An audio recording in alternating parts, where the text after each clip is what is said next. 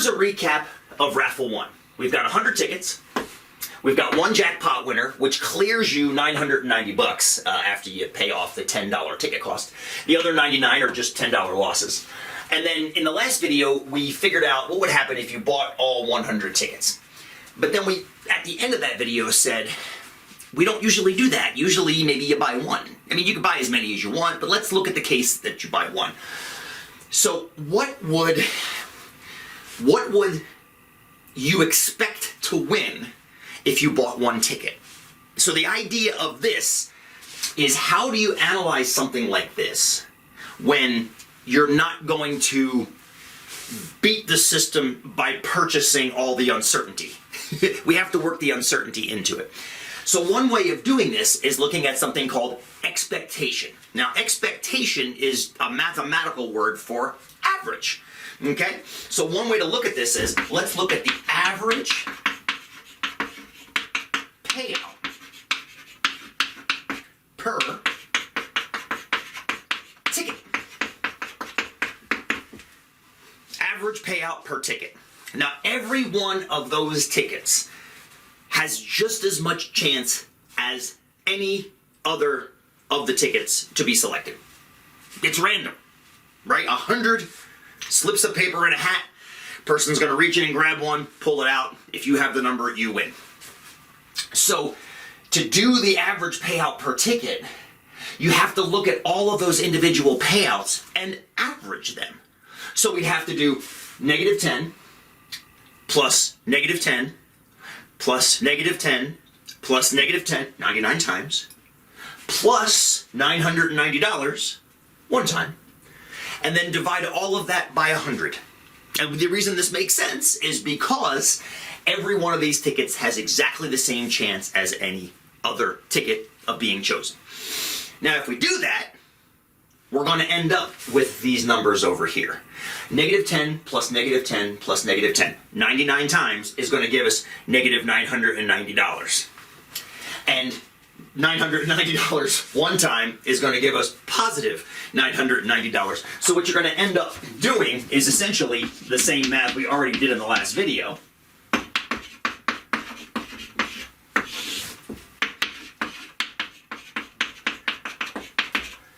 That's tickets, by the way. There we go.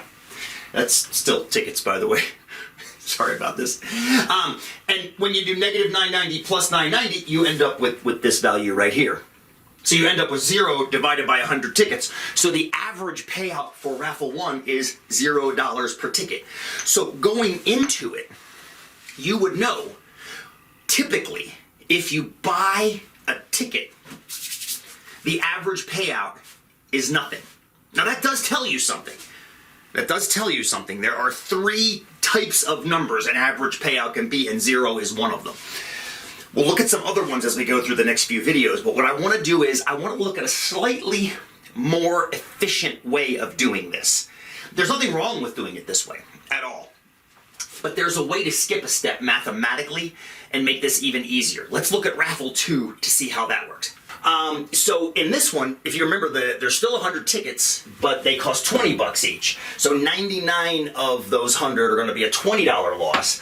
But the grand prize was $2,500, which means, correcting for the $20 ticket, it's $2,480 profit. Now here's where we can shorten the math a little bit. In the previous one, we added up all of the ticket values and then divided by 100. And there's nothing wrong with doing that. That'll work every single time.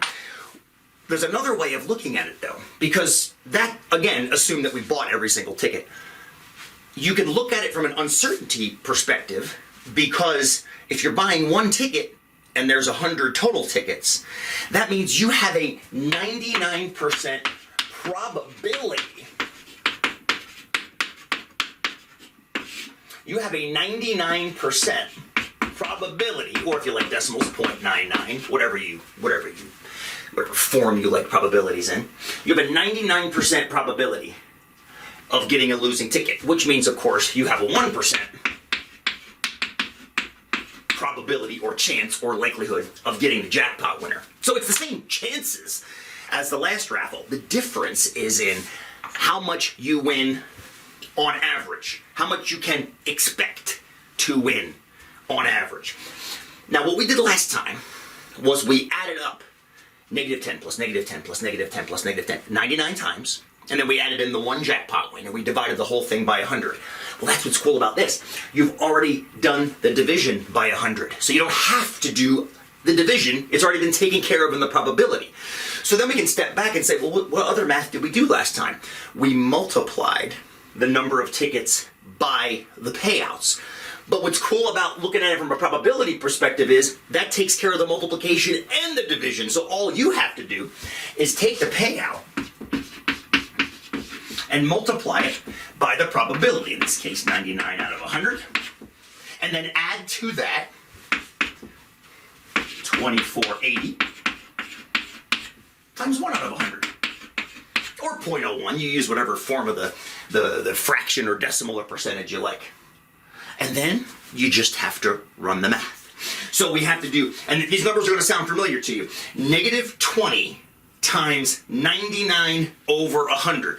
Now, if you think about what we did on the board last time, that was -$1,980. Because that would, if we bought 99 tickets at -$20 each, we would have been in the hole $1,980.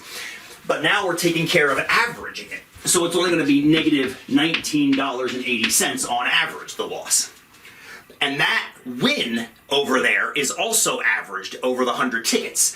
So we're going to add to that the 2,480 divided by 100, which is going to give us $24.80. And then when you add those two numbers together, you're going to get a number you might remember.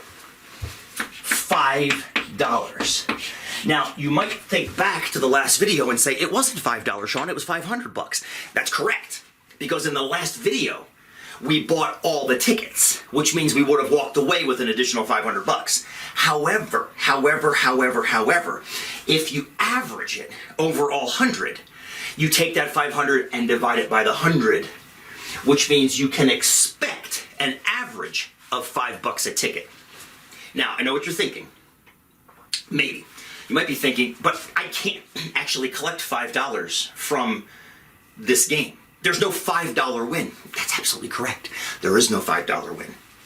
It's an average win per ticket. But that tells you something about the actual raffle, doesn't it?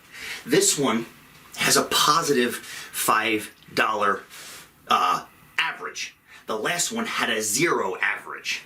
This one is more appealing mathematically than the last one. Because although they both have the same chance of winning the jackpot, this one's jackpot is large enough to create what's called a positive expectation or a positive average.